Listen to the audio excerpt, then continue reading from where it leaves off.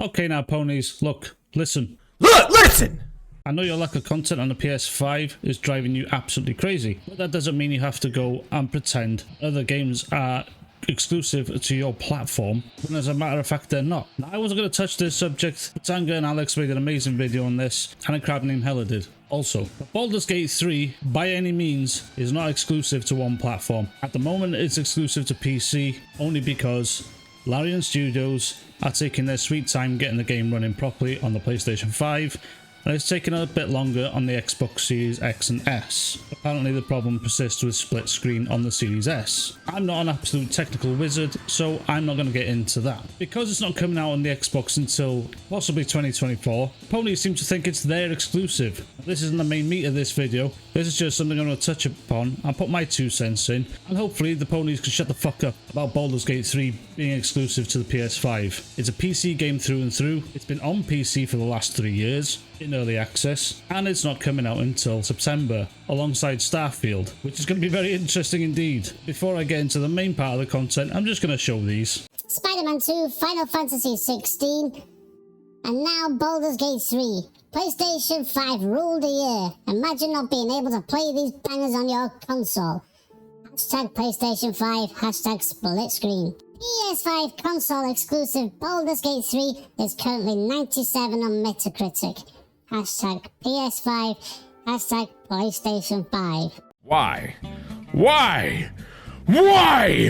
Why, oh god fucking why? Honestly, seeing this narrative that Baldur's Gate 3 is exclusive to the PlayStation 5 was giving me a headache for so long. I just had to get my 2 cents out there about it. Only shut the fuck up. The game is not exclusive, and yes, it's having a bit of a troubled launch on Xbox, but that was the developer's decision to delay it and not to throw it out there just broken. All I saw on Twitter, X, for the past week was ponies going on and on and on about this game because it's coming to the PS5 first and not the Xbox. I honestly think it's time to send them all to a mental institute. I'm ready to go in, coach. But that's enough of that. Like I said, videos have been done about this, and there's been a load of salt from other developers about Larian Studios having a huge success. I'm not going to talk much about the game because I haven't played it yet. I plan on playing it in the future, but my backlog's too big, so I'm not going to bother yet. So I'm moving on now to Starfield, a game that's going to extend my backlog even further. And what people have been saying about Starfield, well, Metacritic puts this out. New and upcoming video games, September 1st, Starfield, PC and Xbox Series X and S. Don't forget that one, Metacritic. But with that one being said, obviously the ponies are going to chime in and pop their silly predictions up. Now, none of us can really predict the score. The game isn't out yet. The media outlets haven't had their hands on the game yet. The YouTubers that get the early access codes haven't had their hands on it yet. But I always say it's fun to speculate and also keep your expectations in check, because it could really go sour for you if you think this is going to be anywhere close to what Baldur's Gate 3 has done, Tears of the Kingdom and possibly Elden Ring back in 2022. But nevertheless, speculation is fun, and I'm going to say I'm going to give it an 86. Just to be fair, I hope it's higher. I hope the game is better than what an 86 is. I hope it reaches that Elden Ring level of spectacular spectacle. Until we get our actual hands on it, we have no idea. And because the game is going to be massive with possibly over 1,000 hours of game time, which is going to be ridiculous, someone out there is going to be crazy enough to, put in 1,000+ hours into this game.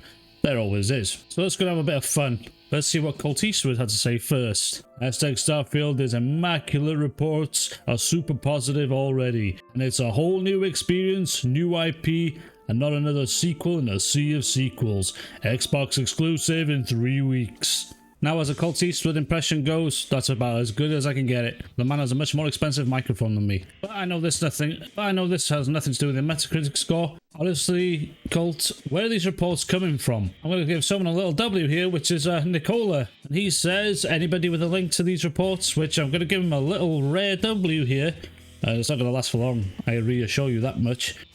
He's not wrong by asking where these reports are. The immaculate reports are super positive already. From where? Probably from Microsoft themselves and the team at Bethesda Studios.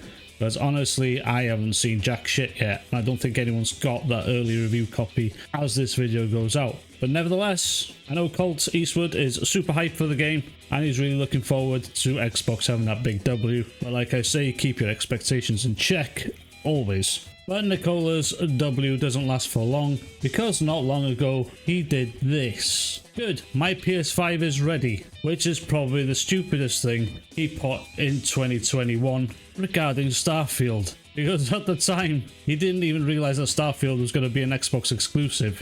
Well, Xbox and PC, sorry. But this was a really dumb take. And also, he predicts there's going to be an 81 Metacritic score on this, which, yeah, that's quite fair. I mean, having low expectations is another problem, but we know he has low expectations of this because he doesn't want it to touch anywhere near what Sony has been bringing out this year, which is Forspoken, Final Fantasy 16, and the upcoming Spider-Man 2. And then Nicola posts this saying September 6th will be fun, comparing Baldur's Gate 3 and Starfield. I can kind of agree, yes, it will be fun. I'm seeing which game will actually outperform the other, but not for the fact that one's on one console and one's on another, because Baldur's Gate 3 is coming to the Xbox soon, just not before the PS5. So Nicola, you don't have a W here. You're an idiot. Stop posting shit on Twitter. Touch some grass. Red Publications deduct points for not having next generation features while being 3 years into a console cycle. Last gen loading screens,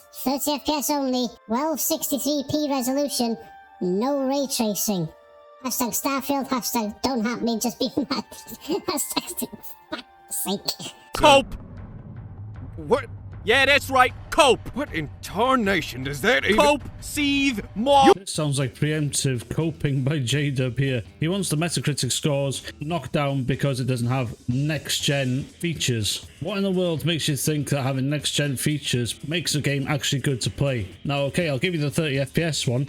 30 FPS on Xbox is gonna suck for a lot of people. By what I hear, a lot of people don't care. They just want the game, which fair play to them. Last gen loading screens, no, loading screens aren't a problem. It's a first world problem more than anything. In all honesty, life is better without them. If they're there, they're there. Who gives a fucking shit? 1263p resolution. I don't know where he got that information from. And no ray tracing apparently. We'll see if that stays true for the PC side because, well, mods fix a lot of shit with games. But J-Dub here obviously doesn't want the game to get a high Metacritic score, so I think this is just him coping before the score comes out. Now we're going to go back to the original Metacritic post and look at some of the comments just to see what they think their predictions are. Let's go and have a look at a couple of those, shall we? PMS Jordan says, this one is really hard to guess. I'm going with an 89, but I could be completely wrong. I can see it coming out with an 89, which is a very good possibility. At least she's there admitting that she could be completely wrong. My heart tells me 92, but I can't be realistic with how these reviewers are going to review it.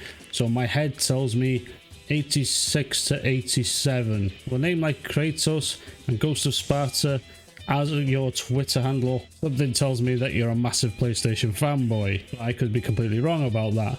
86 to 87 I think is reasonable. Somewhere between 86 and 89, which is pretty reasonable. 93, which is very, very generous. And this is the Crab Gamer. So I hope he keeps that same energy. Keep that same energy. After the game comes out, I'm going to have to watch a Crab Gamer video after this possibly. So we'll see where that one goes. And just to close this off, the Tom Henderson Starfield review codes go out later this week. Also, I did a bit of digging and it seems the story leaks may have been circulating due to people that have played it early spreading info. Judging by this, the NDA has not been lifted yet. So we'll have to wait and see. I'd say we've got another week before we actually get the review codes out there and the scores start rolling in. So predicting the scores early, like I said, it's fun to speculate, but we can only have our guesses out there. It'll be interesting to see where this goes and to see if ponies are going to be mad or the Xbox are going to be mad. Nevertheless, it's going to be salt either way, and it'll be more content for me to make because these guys never shut up